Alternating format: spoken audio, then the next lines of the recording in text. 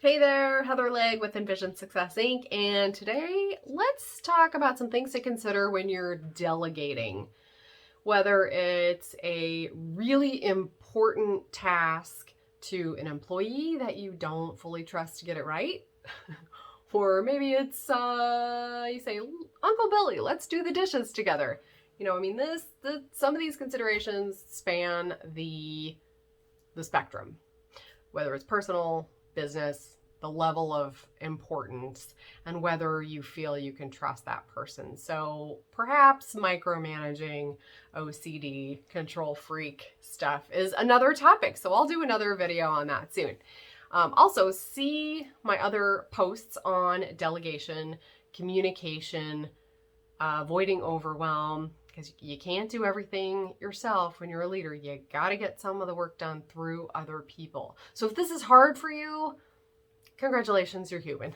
There are a lot of leaders out there that are frustrated, that really struggle with delegating and then trusting that the results are going to be done right. So why would you assign work to somebody else if you can't trust the results are going to be right?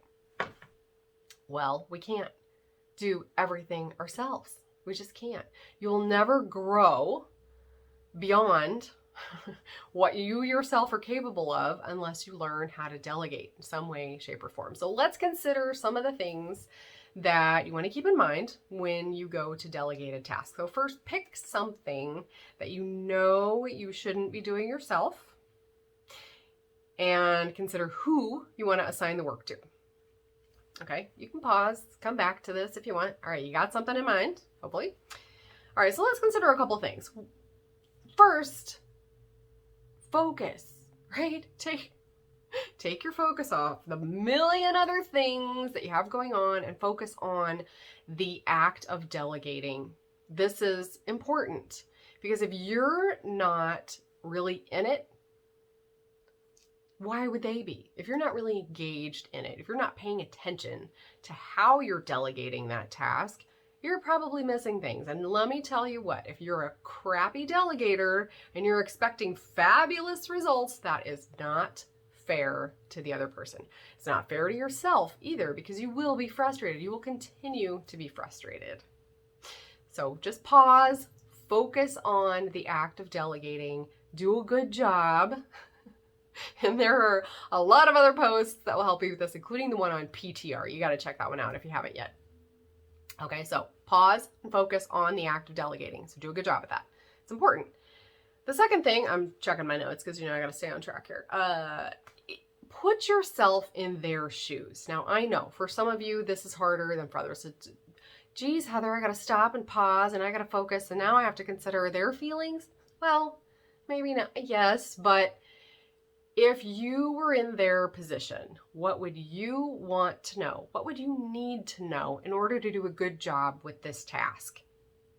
So what do they need to know? What would you need to know? That's a good way to get down into the nitty gritty, the things that they really need to know. And it's probably a lot more specific than you think, unless you're super trusting.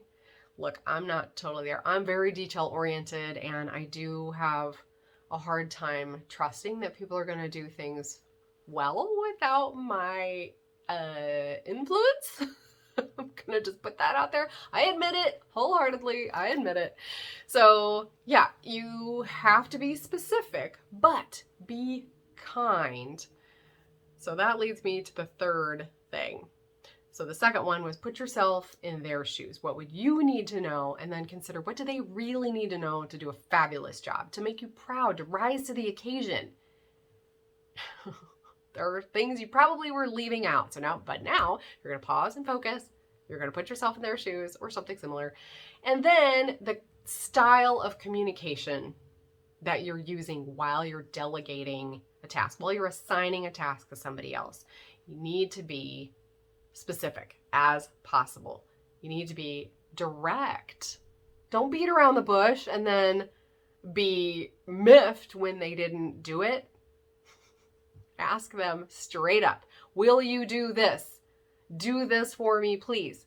Use please and thank you. That's aside. Let's call that number 4.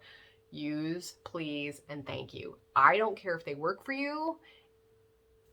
Please and thank you go a long way. You know, one of the number one reasons people leave jobs is feeling underappreciated by their direct manager or leader. A simple thank you goes a long freaking way. Okay, so communication style, back to number 3 first. The communication style, the way that you're expressing yourself, the things that you're saying, how do they respond best? What style of communication do they respond to best? You want to give them some confidence. Kicking them while telling them you're disappointed in their performance and then assigning them a task, what do you think you're going to get back? You know, not literally kicking them, but yeah, if you're kind of beating them up about what a crappy job they did before, see steps 1 and 2 again, and then consider, what style did they respond best to? Does it need to be in writing for them to refer back to?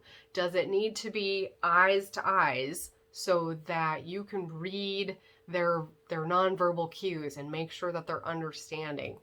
Ask them to paraphrase it back to you, or specifically give you the requirements back.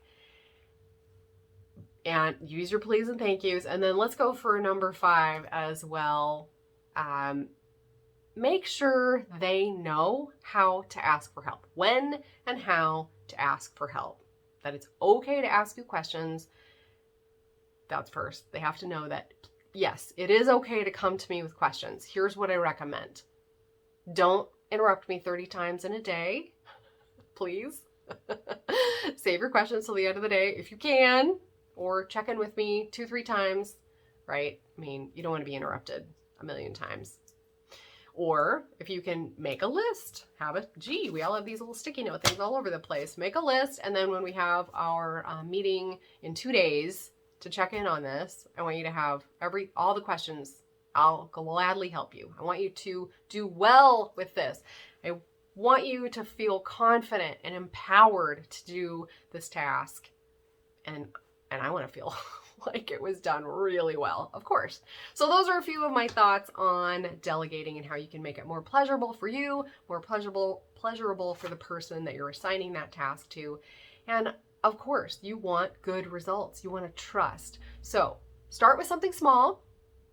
Use these steps, and it builds confidence in the person. It builds confidence in you that they're going to get it done properly. And then you can move on to the bigger and bigger things. And pretty soon, you won't even believe the kinds of things that you're delegating and how well it's going. And no, this does not solve problems with poor employee performance, but don't ever assume it's the employee if you haven't worked on your delegation skills first. Okay, more on that soon. All right, that's it for now. Have a fabulous rest of your day and have fun delegating with great results.